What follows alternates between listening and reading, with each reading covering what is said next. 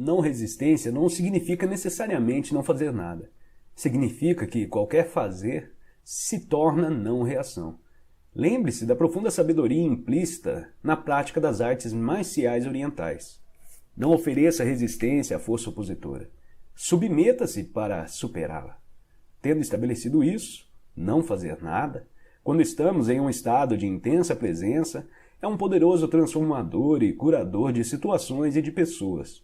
No taoísmo, existe a expressão Wu Wei, que é comumente traduzida por atividade sem ação, ou sentar-se silenciosamente sem fazer nada. Na antiga China, isso era considerado como uma das mais elevadas conquistas ou virtudes. É radicalmente diferente da inatividade no estado comum da consciência, ou melhor, da inconsciência, que tem raízes no medo, na indolência ou na indecisão. O verdadeiro fazer nada implica uma não resistência interior e um intenso estado de alerta. Por outro lado, caso haja necessidade de ação, você não vai mais reagir a partir da sua mente condicionada, mas vai responder a uma situação com a sua presença consciente. Nesse estado, a mente é livre de conceitos, incluindo o conceito da não violência. Então, quem pode prever o que você vai fazer? O ego acredita que a nossa força reside em nossa resistência, quando na verdade a resistência nos separa do ser. O único lugar de força verdadeira, a resistência é a fraqueza e o medo disfarçados de força. O que o ego vê como fraqueza é o ser em sua pureza, inocência e poder. O que ele vê como força é fraqueza. Assim, o ego existe no modo contínuo de resistência e desempenha papéis falsos para encobrir a fraqueza, que na verdade é o nosso poder. Até que haja entrega, a representação inconsciente de determinados papéis se constitui em grande parte da interação humana. Na entrega, não mais precisamos das defesas do ego e das falsas máscaras. Passamos a ser muito simples, muito reais. Isso é perigoso, diz o ego. Você vai se machucar, vai ficar vulnerável. O ego não sabe, é claro, que somente quando deixamos de resistir, quando nos tornamos vulneráveis, é que podemos descobrir a nossa verdadeira e fundamental invulnerabilidade. Nessa questão de violência, que eu posso compartilhar com vocês aqui, é um exemplo que o mundo inteiro conhece, né? Eu acho que é meio pesado de falar, principalmente na questão de violência, mas em questão de entrega, eu acho que não teve entrega maior, que seria o exemplo de Cristo, né? Às vezes a gente está numa... Eu acho que realmente é um exemplo honesto e real, porque, vou te dar um exemplo, se você está numa discussão tal, e, sei lá, surge uma briga, o que for, você vai ser agredido, sei lá, não sei. Imagine a condição aí que você quiser. E você ser capaz de se entregar à situação, à condição. Você seria capaz, né, de se entregar, mas não aquela entrega falsa, uma entrega consciente, que você estaria ali só revidando para defender o seu ego, o seu orgulho, né? Porque, principalmente, se você é homem, né? Ao menos na minha época, era assim, apanhou na rua, apanha em casa, vira homem, não sei o quê, homem não chore, homem bababá, homem bebê. Então a gente fica carregando essas coisas pro resto da vida. Então, se chegar numa condição de luta, por exemplo, e falar assim, se eu revidar para esse cara aí, eu vou estar... Você tem que ser honesto. Se você tiver que revidar, revide, mas não espere os louros da vitória, né? Porque é exatamente isso que o ego quer. Se você revidar, esteja consciente que não é por reforçar essa identidade mental do ego aí. Esteja consciente que você revidou para salvar a sua experiência de vida, sei lá, alguma coisa assim. Para sobreviver mais um dia, sei lá. Mas eu acho que o maior exemplo realmente é Cristo, né? Se você botar as condições que ele passou, tudo que ele passou e a entrega que ele teve que fazer, eu acho que não há entrega maior do que isso. É um grande arquétipo, né? Se você levar Cristo como um arquétipo, Meu pai, imagina o tanto de entrega, essas entregas que a gente tem que fazer em discussões, em briguinhas dentro de casa, porque esposa isso, porque filho aquilo, porque sogra aquele outro, e mãe e tal, e bebê. Essas entregas aí se tornam piadas, né? Se tornam muito mais fáceis de ser concluídas. Né? Que possamos observar esse arquétipo de Cristo, esse exemplo de entrega e praticar um pouquinho mais de entrega na nossa vida. Valeu, um grande abraço a todos, até mais, tchau, tchau. Pessoas chegam, pessoas vão, coisas aqui e lá. De repente, à medida que estabelecemos o alinhamento interior com o agora, surge algo dentro de nós que não tem nada a ver com a forma que o momento apresenta. E ela emerge porque permitimos que esse momento seja como é.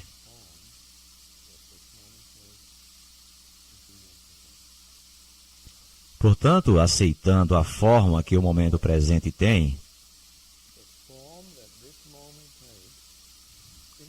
admitindo internamente, dizendo: posso muito bem dizer sim, porque esta é a vida, porque este é o único momento que existe, o agora.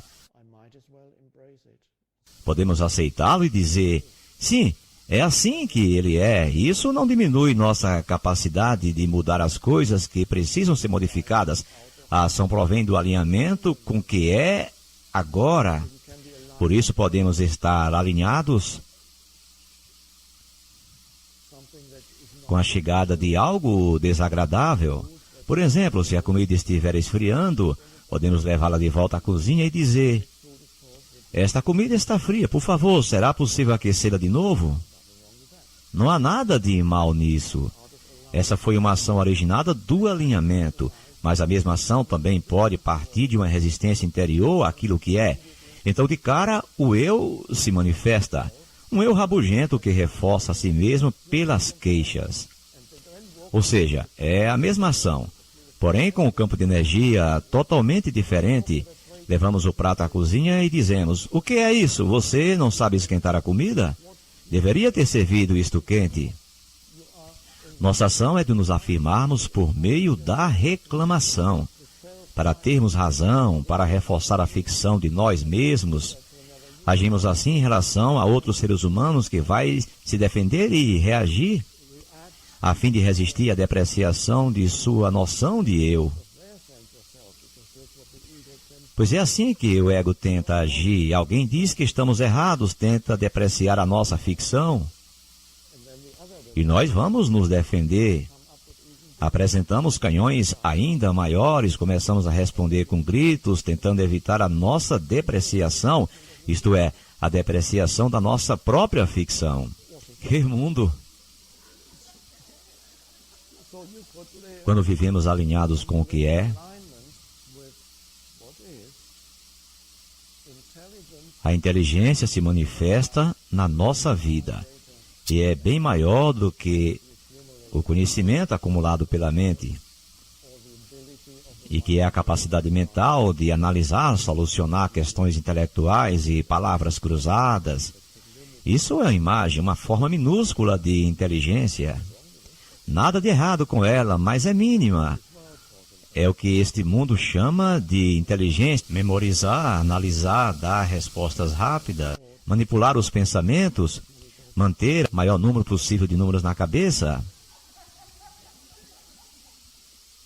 E, no entanto, há uma inteligência muito mais profunda da qual a civilização nada sabe.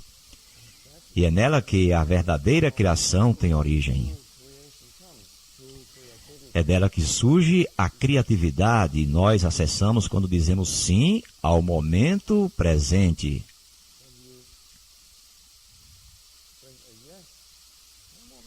É o que basta. É isso, aliás, incluindo o passado, porque há pessoas que carregam uma tristeza muito grande ou intenso ressentimento ligado a algo que aconteceu tempos atrás. Alguém ou alguma situação pode ter causado isso. E as pessoas ainda carregam muita tristeza. Como isso funciona quando eu digo que devemos aceitar o momento presente? Aceitar o momento presente como ele é agora inclui aceitar o passado, porque acreditamos que algo que aconteceu no tempo está interferindo de algum modo na nossa capacidade de viver ou de ser nós mesmos, ou de ser plenamente nós mesmos no momento presente. Talvez tenhamos perdido alguma parte do nosso corpo. Pode ser que alguém tenha nos mutilado há 10 anos atrás. Estejamos carregando esta tristeza. Então, o que acontece quando aceitamos o momento presente como ele é? Nós aceitamos como é. Com a falta daquele membro, é assim que ele é. E essa é a forma que o momento presente tem. E o admitimos como ele é. Então deixamos de ter a referência de que o passado foi causador de tudo isso. No nível da forma, é claro, é uma deficiência. Ela nos impede de ganhar o torneio do Wimbledon. Não podemos fazer isso. Sim, no nível da forma. Talvez esse fato tenha imposto uma limitação em nossa vida. Porém, o mundo está cheio de limitações inerentes à forma. Se não for uma limitação, será outra. Portanto, não há nenhum momento presente que não tenha certas limitações. Até mesmo o barulho que vem de vez em quando da base aérea pode ser considerado um tipo de limitação. Se não tivermos uma boa noite de sono, porque o nosso colega ronca, vamos considerar isso uma limitação relativamente pequena em nossa vida, mas existem as grandes limitações, e isto também tem a ver com o mundo da forma. E é isso que o mundo da forma faz. Podemos trocar as limitações, é claro que é possível melhorar a nossa vida no nível da forma. Não há nada de mal nisso, desde que não estejamos buscando nós mesmos ali. É bonito brincar com as formas na vida. Agora vou ganhar dinheiro, vou me dedicar a isso. No entanto, não devemos esperar que só seremos alguém quando conquistarmos o que desejamos. Ser alguém não é algo a ser obtido por meio de dinheiro ou do futuro. Portanto, podemos brincar com o mundo da forma. E algo de milagroso nisso, quando paramos de exigir que este mundo nos faça felizes. Não importa onde estamos, nem a situação que estamos vivendo, nem as pessoas que encontramos, nem o lugar onde estamos indo, considerando tudo muito satisfatório. Porque tocamos dentro de nós, que é mais profundo do que o movimento do pensamento, que é mais profundo do que a forma. O movimento do pensamento ainda é forma. Será então que tudo se resume ao simples fato de aceitarmos internamente o momento presente? Sim, mas necessitamos de um certo grau de presença para sermos capazes de aceitar o presente como é.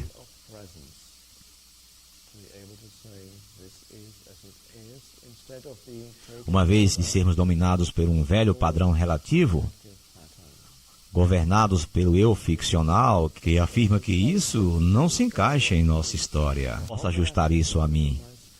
Isso não completa a minha história. Nada a ver, nem deveria estar aqui na minha história. Desapareça.